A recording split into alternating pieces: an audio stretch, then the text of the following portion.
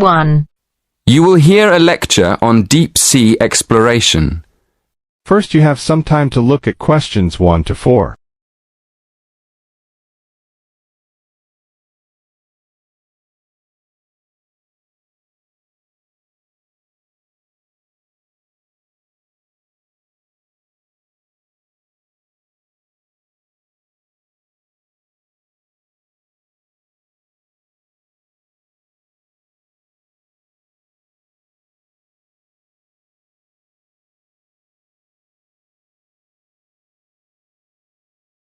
Listen carefully and answer questions 1 to 4. Good evening. My talk this evening will cover 3 main themes. First, I'll outline a timeline of how deep-sea exploration vessels developed. Secondly, I'll describe the most recent of these, the Deep-Sea Challenger. And finally, I'll look at some of the benefits of this deep-sea research. OK, to start with, let's look at how underwater exploration vehicles have developed over the years. The first manned deep-sea exploration vessel was invented in the 1920s. It was called a bathysphere, better known as a diving bell. It was basically a round metal structure with windows with just enough room for 2 men to sit in. And it was lowered into the ocean on a cable. The first descent in the diving bell took place in 1930, and in 1934 it went down to a depth of nearly 1,000 metres, which was impressive for the time. The problem with the diving bell was that it had no power of its own, and there wasn't much room for the researchers to move around. So, the next development after the diving bell was the Bathyscaphe, a small manned submarine invented in the 1940s. The difference between the two was that the Bathyscaphe had its own power source, which allowed the scientists to investigate in the depths of the ocean more freely. A Bathyscaphe called the Trieste reached a record depth of 10,000 metres in 1960. Since then, a new record has been set by James Cameron, who descended to a depth of 11,000 metres for the first time in 2012. Before you hear the rest of the conversation, you have some time to look at questions 5 to 10.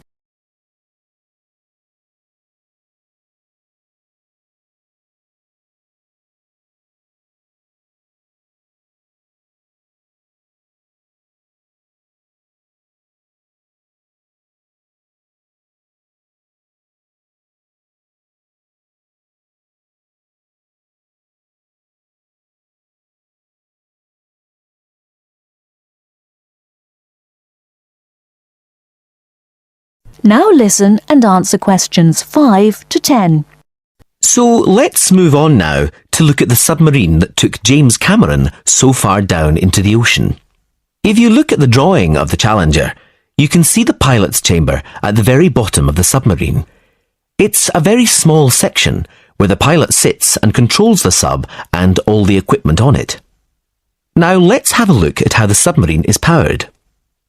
Going up from the pilot's chamber, in the middle of the sub, on the right-hand side of the drawing, you can see a whole section covered in batteries.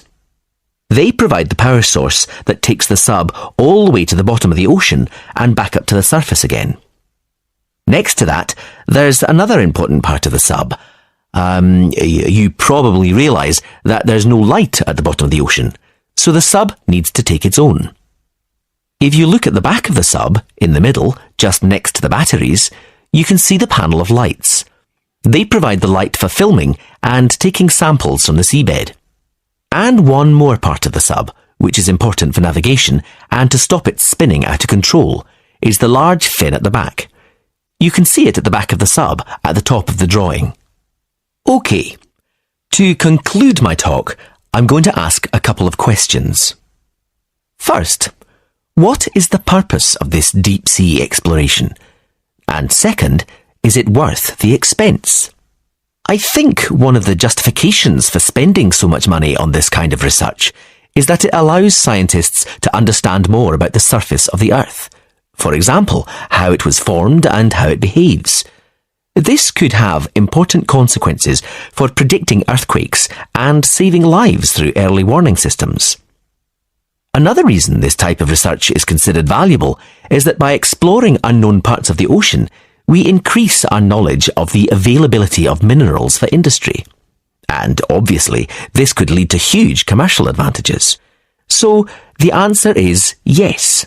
In the long run, this kind of exploration can benefit both the ordinary population and industry. That is the end of part 1. You now have half a minute to check your answers.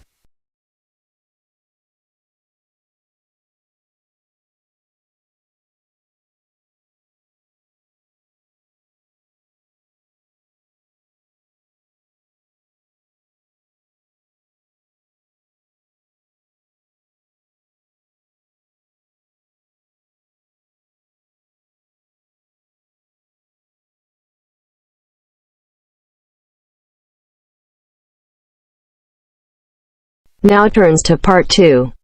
Part 2. You will hear a conversation between an Ielts candidate and an Ielts administrator. First, you have some time to look at questions 11 to 15.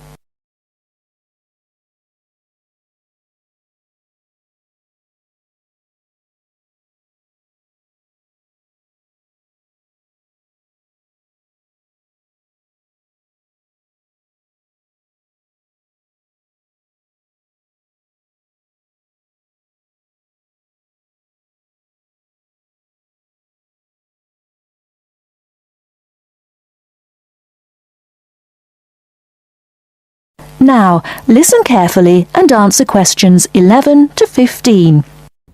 Good afternoon. I'm applying for a master's program at the University of Exeter in the UK.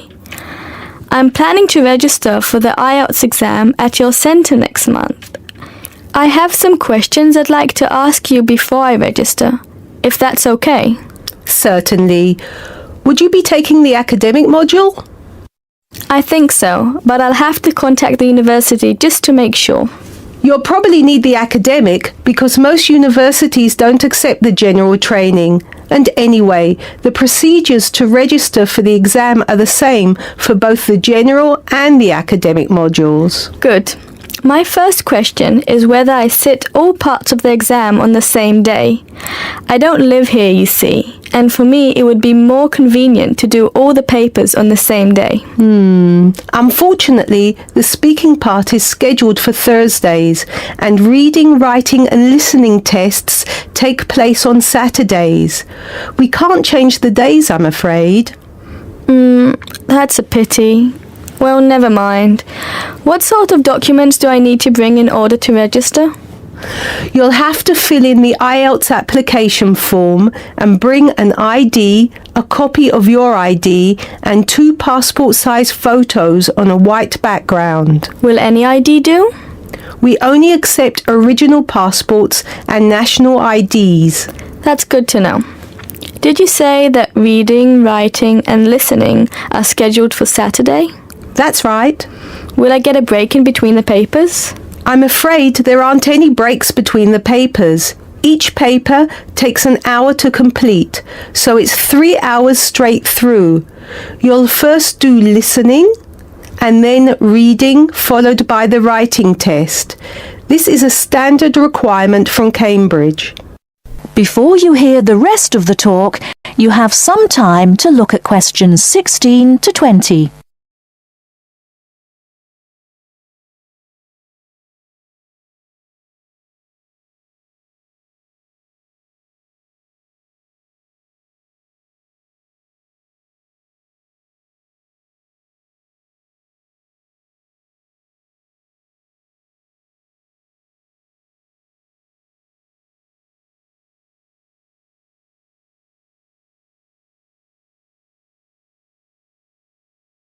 Now listen and answer questions 16 to 20.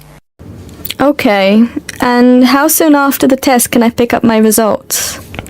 It takes 13 calendar days for the results to be processed. Can you let me know how much it is and the form of payment? The examination fee is $200. You can pay by credit or debit card. We also accept checks. We only accept cash as a form of payment in exceptional circumstances. And one last question. Can I mail you the application documents? Certainly. You can send all the documents by registered mail to our address, 47 Clover Place, New Rochelle, New York. Could you spell New Rochelle for me, please? Certainly. Newrochle.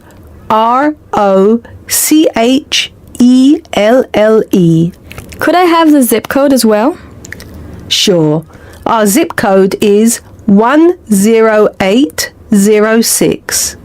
Thanks. You can also email us at inquiry@examsmail.com or phone us at 325-9082.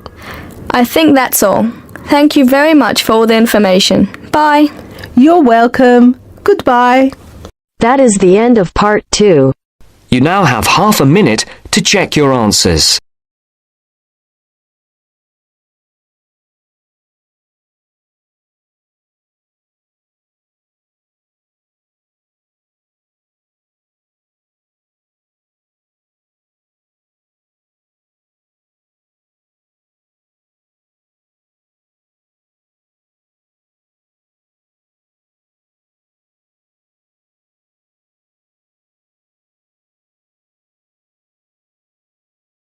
Now turns to part 3. Part 3. You will hear a woman called Phoebe, who is training to be a teacher, talking to her tutor called Tony about research she has done in a school. First, you have some time to look at questions 21 to 25.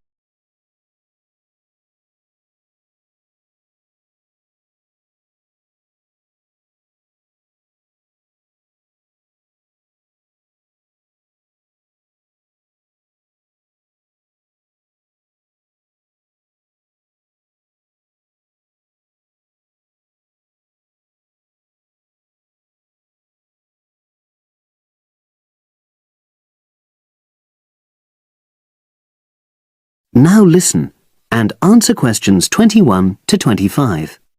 So, how did you get on with your school-based research, Phoebe? Well, it was exhausting, but really valuable. Good. What was the specific focus you chose?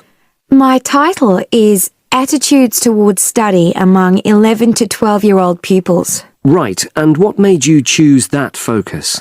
Well, that's a bit difficult. Lots of my classmates decided on their focus really early on, mainly on the basis of what they thought would help in their future career, you know, in their first years teaching. So that's what helped you decide?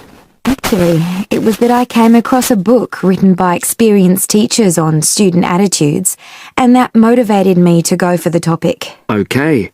So what were your research questions or issues? Well, I wanted to look at the ways students responded to different teachers, particularly focusing on whether very strict teachers made teenagers less motivated. And from your research, did you find that was true? No, not from what I saw, you know, from my 5 days observation, talking to people and so forth. Okay. We'll talk about the actual research methods in a moment, but before that, can you briefly summarise what your most striking findings are? Well, what really amazed me was the significant gender differences. I didn't set out to focus on that, but I found that boys were much more positive about being at school. Girls were more impatient. They talked a lot about wanting to grow up and leave school. Very interesting. Yeah, it is. From doing the research, it was clear to me that you might start out to focus on one thing, but you pick up lots of unexpected insights. Right. Did you get any insights into teaching? Yes, certainly. I was doing a lot of observations of the way kids with very different abilities collaborate on certain tasks, you know, help each other. And I began to realise that the lessons were developing in really unexpected ways. So what conclusion do you draw from that? Well, I know it's necessary for teachers to prepare lessons carefully, but it's great if they also allow lessons to go their own ways. Good point. Now, I'm really pleased to see you doing this. analysing and drawing conclusions based on data. But surely this isn't proper data. Because it's derived from such small-scale research. Well, as long as you don't make grand claims for your findings, this data is entirely valid. I like the way you're already stepping back from the experience and thinking about what you've learned about research. Well done. But I know I could have done it better. As you become more experienced, you'll find ways to reduce the risk of difficulties. Okay. Now you have some time to look at questions 26 to 30.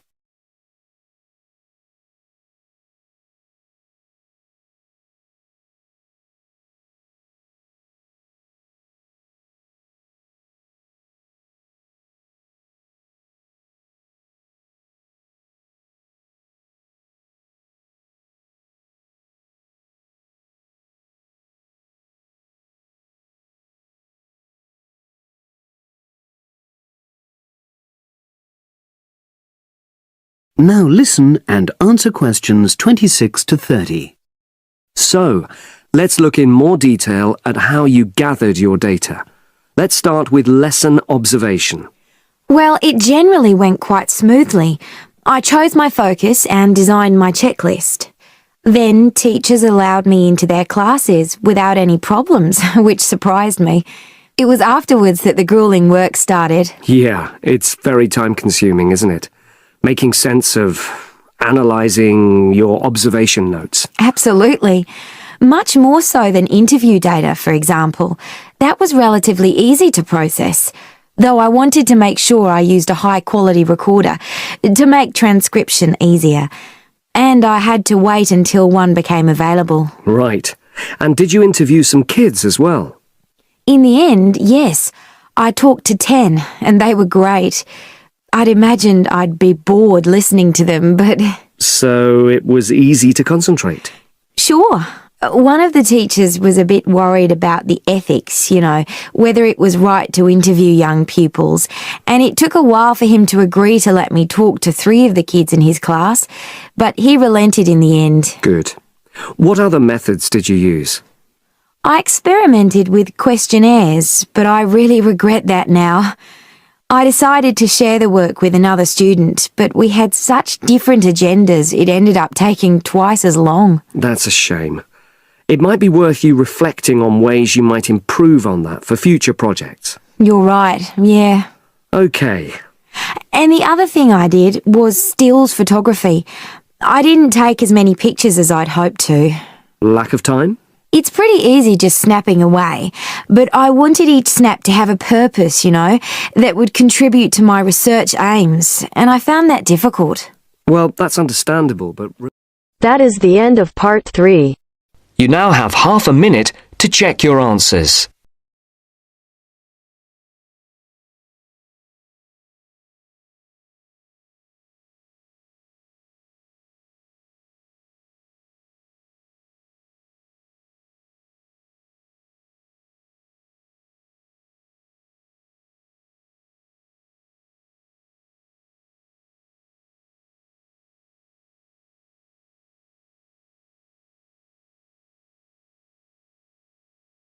Now turns to part 4.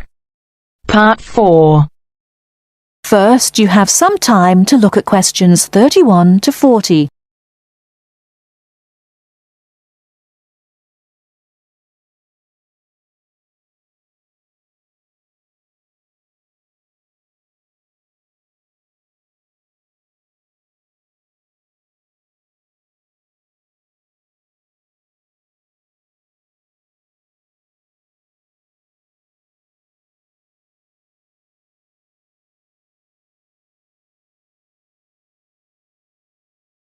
Now listen carefully and answer questions 31 to 40. Hello and welcome. My name's Carolyn Tan. Just as there are a great number of different courses and places to study here, the teaching methods used and the skills you need will vary, depending on the subject you study and the college or university you attend. All courses vary, but most include some of the teaching methods I'm going to talk about today. Generally speaking, in some subjects, you will have timetabled classes for most of the week. In others, you may only have a few hours timetabled and will be expected to work independently for a substantial amount of time. Working independently is crucial at university. I'm going to go over the three main types of teaching method you will have here. These are lectures, seminars, and tutorials. There are other methods that you will come across, like workshops, group work, and practical work, but I'll describe the three main types for now. I'll briefly describe what they are and try to give you some helpful advice in dealing with them. Let's start by looking at lectures. These are large classes, usually lasting around 1 hour, where a lecturer or tutor talks about a subject and the students take notes. On some courses, there can be over 100 students in a lecture. Unfortunately, there is usually little or no opportunity to ask questions during the lecture. Lectures are usually intended to do three things. Firstly, to guide you through the course by explaining the main points of a topic. Secondly, to introduce new topics for further study or debate. And thirdly, to give you the most up-to-date information that may not be included in textbooks. So as you can see, it's essential to go to lectures. Of course, you need to take notes in lectures. Remember, you don't need to write down everything the lecturer says. Try to concentrate on the main points and important details. Most lecturers use stories, examples, and even jokes to illustrate a point. And you shouldn't write these down. When you take notes in lectures, abbreviations and symbols for common words and terms can help you write faster. If there is something you don't understand, make a note to ask after the lecture or in a tutorial. Most students try to write up their notes after a lecture. It's a good idea to try to be organised. Keep your notes from your lectures in order in a file, but don't just file the notes away until your exams. Read through them regularly, as this will help you with your revision. It's really important to go over your lectures. As an international student, the lecturer will recognise that you may need more help in lectures and that you may want to record the lecture on a digital recorder. If you do want to do this, ask the lecturer's permission first. They will usually agree. Finally, don't worry if you find it difficult to understand the lecturer at first. This will get easier as you get used to their style and as your English improves. OK, that's enough about lectures. Let's have a look at seminars now. Seminars are smaller classes where students and a tutor discuss a topic, and they often last about the same time, if not longer than lectures. You will know in advance what the topic is, and the tutor will usually ask some students to prepare a short presentation for discussion. Seminars are usually meant to encourage debate about an issue. This means different opinions will be expressed by the tutor and students. The aim is not for students to be told the correct answer, but to understand different arguments and make judgments about them. This process helps you learn to analyse topics critically. Some international students find that seminars can be a bit frightening, especially if they're not used to this kind of teaching. Don't worry. Many other students feel the same at first. Participating actively in seminars is an important part of the learning process, so try to contribute, even if it seems difficult at first. It is best to do some reading before each seminar, so that you are familiar with the topic and can follow and contribute to the discussion. It may help you to make notes before the seminar of any points you would like to make. If you are having difficulty in seminars, discuss this with your tutor. And finally, I'll give you information on tutorials. Tutorials are meetings between a tutor and an individual student or small group of students. These usually last between 15 and 30 minutes. In a tutorial, the tutor will give you advice and guidance on a piece of work you are doing or a piece of work you have completed, or even a problem you may be having with a topic or with study methods. You should try to ask questions during tutorials about your work or about topics raised in lectures and seminars. Well, that's all for teaching methods. I'll go on now to talk about the different kinds of examination. That is the end of part 4. You now have half a minute to check your answers.